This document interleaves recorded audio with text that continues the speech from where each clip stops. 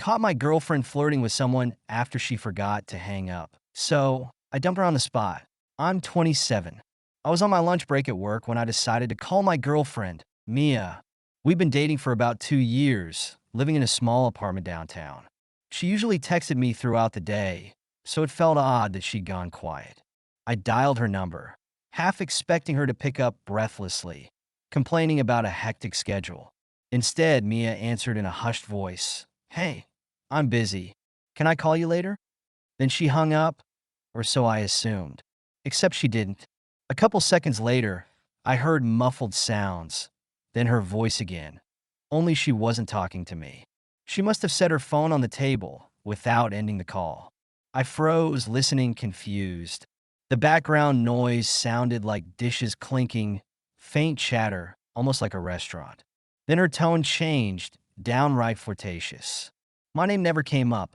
Instead, she was addressing someone else with words like sweetheart, giggling about how he's so clueless. My blood chilled. I was stunned motionless, phone pressed to my ear in disbelief. She was telling this person they looked great tonight, joking about how they needed to do this more often. My heart hammered. This wasn't just casual banter. It was intimate, the kind of talk reserved for someone you're romantically or physically involved with. I felt a swirl of confusion and anger. Mia was on a date, right now while forgetting to enter call with me. I quickly hit the record button on my phone's second device, a habit from years back when I sometimes recorded phone meetings. My shaky fingers fumbled, but I managed to capture her conversation. She teased him about ordering dessert, teased him about how I, her dense boyfriend, never suspected anything. That final bar was a knife to the gut. The smug way she said it revealed how long this had been going on behind my back. Then I caught a snippet. "This new bistro is amazing. Thanks for taking me here." Bingo! The new bistro around the corner from our place was fairly upscale. I had never taken her there. Mia had told me it was too pricey to bother. Now she was there with him. My shock ignited into fury. If she wanted to keep secrets, she should have ended the call. Slamming my laptop shut, I rushed out of my office. Coworkers gave me curious glances, but I didn't stop. My mind roared with betrayal and adrenaline. I drove with trembling hands straight to the bistro, ignoring the possibility that this could end in public humiliation. If she was brazen enough to cheat on me in broad daylight, so be it. Arriving at the restaurant, I spotted her car in the lot. My pulse quickened. I clutched my phone, still recording. My thoughts spun. Should I barge in or observe first? But there wasn't time for subtlety. I marched inside, scanning the chic interior for that all-too-familiar face. My heart hammered, and then I saw her, seated at a corner table, leaning in close to a guy with a designer shirt and an arrogant grin. Mia, laughing like this was the time of her life. My feet carried me straight to their table before I even decided what to say. She was mid-laugh when she finally noticed me looming over them. Her eyes went huge, color draining from her cheeks. Her date glanced up, confused. I had no illusions about how insane I must have appeared. Eyes blazing, fists clenched by my sides. For a second, we just stared at each other. Then I broke the silence, voice low and trembling with anger. "Enjoying the date," she stammered. "What are you doing here?" Her date tried to muster some bravado. "Dude, calm down. This is a private conversation." That lit my fury. "Private? Are you kidding me?" I glared at Mia. "You forgot to hang up the phone. You know, I heard everything." Her face contorted with shock, then shame, then a flicker of defiance. "This isn't what it looks like," she said lamely. I barked a bitter laugh. "Oh, so you weren't just calling me clueless while you planned your next hookup with him?" The restaurant's surrounding tables quieted, guests sensing the drama. Her date stiffened, presumably worried I'd cause a scene. A manager hovered near the bar, uncertain whether to intervene. She tried damage control. "It's not that. We're just friends." It was a joke. Pathetic. I whipped out my phone, pressing play on the brief snippet I'd recorded. Her flirtatious words spilled out. "He's so clueless, but it's fine. This place is so romantic I can't wait to do more than just dinner." The color drained from her face again. She realized I had undeniable evidence. Her date, that arrogant grin wiped clean, quickly shoved back his chair. I didn't know she had a boyfriend, he muttered, sounding uneasy. Probably lies, but I didn't care. I don't want trouble, he added, backing away from the table. He left her there, effectively ditching her in the middle of this meltdown.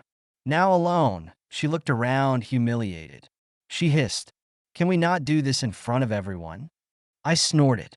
"Maybe you should have thought about that before planning your cheating spree in public." She tried to reach for my arm, tears springing to her eyes. "I messed up, okay? I was lonely. You've been so busy." I yanked away, voice dropping low. "Lonely? So you jump into a date with him? Spare me the excuses." People nearby pretended not to listen, but they clearly caught every heated word. Mia swallowed hard, tears now streaming. She tried to cling to my shirt. "Let's just go home, talk about it." My rage boiled. "We have no home. You made sure of that the moment you started flirting with someone else." She whimpered, "Please, I love you." "No, you love the idea of me being too naive to notice." But guess what I noticed? I stepped back, raising my phone slightly. "I'm done. We're done." She tried to salvage it. "It was a mistake. I never intended." I cut her off. "Don't lie, you planned this date. You called me clueless. That's more than a mistake. That's betrayal." Her tears streaked her cheeks as I turned to leave, heart pounding, adrenaline coursing. "Wait, don't go," she yelled after me, but I was already heading for the door, ignoring the stunned onlookers. The drive back to our shared apartment felt surreal.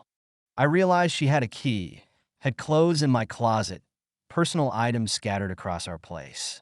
The thought of facing her again, under the same roof, turned my stomach. She tried calling me multiple times, but I let it ring. Eventually, I parked outside and remained inside the car for an hour. I needed some time alone, mustering the will to enter.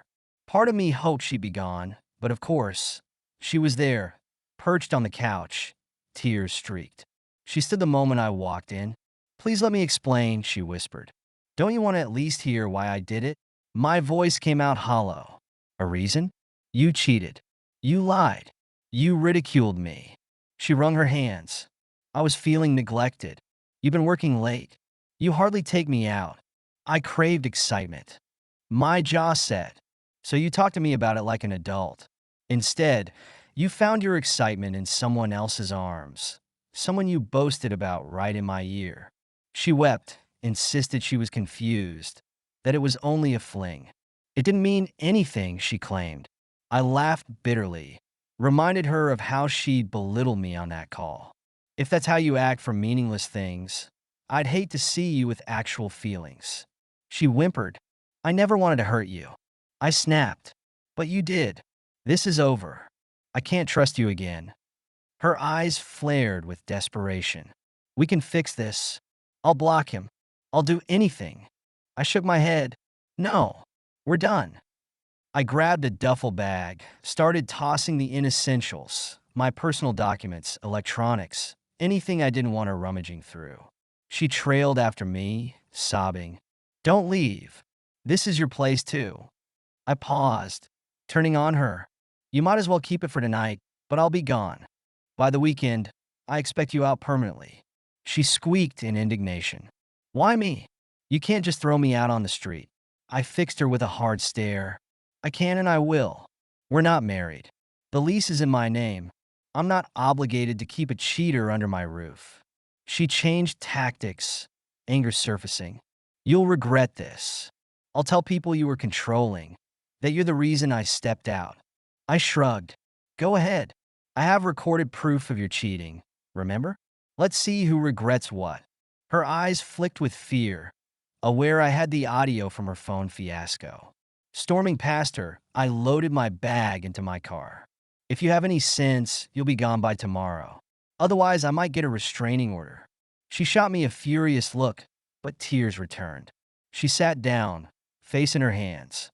I forced myself to walk away, ignoring the pang in my chest. Despite my anger, we had built memories together. But those memories were overshadowed by betrayal. That night, I slept in a friend's spare bedroom, unsettled and raw, but certain I'd done the right thing. The next morning, I started taking steps, changed my phone passwords, canceled her secondary card on my bank account. Enough was enough. She had no place in my life now, not after using me as a fallback while dating someone else. But little did I know, she wasn't done with her manipulative attempts. Over the next few days, my phone lit up with messages from Mia. She oscillated between begging and lashing out. Please come back. I'll fix everything. In one text. Then, you're a heartless jerk in the next. I blocked her on social media, but she found ways to contact me via new accounts. She tried guilt-tripping me, claiming she had nowhere to go, that her family lived too far, that I was punishing her for a small mistake.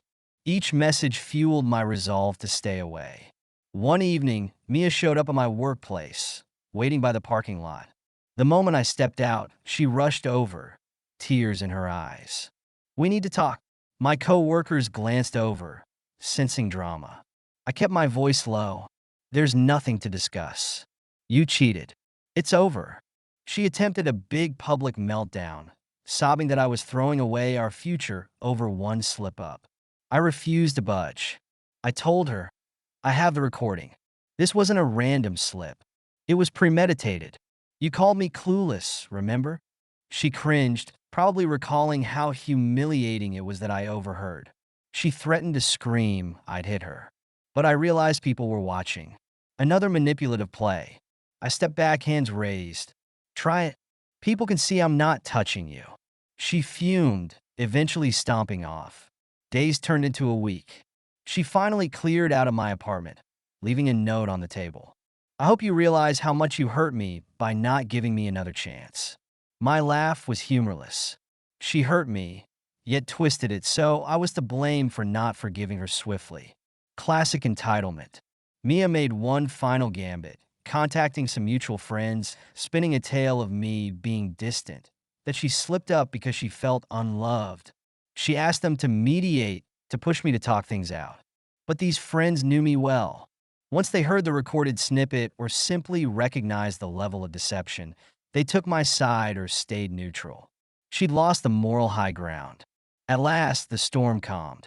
Mia retreated from my life, presumably scouring for a new place or new victim. My heartbreak gradually gave way to relief. I dodged a bullet. Someone who could betray me so easily wasn't worth the tears. In a twisted sense, I found closure in her phone error.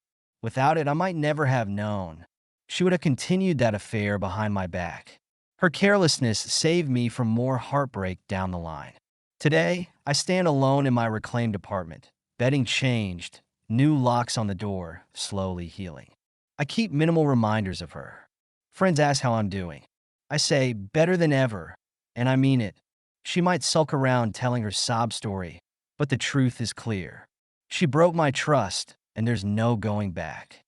Thank you so much for listening to my story. If you have any thoughts, I'd love to hear them, so please leave a comment. Don't forget to like and subscribe if you want more stories like this one.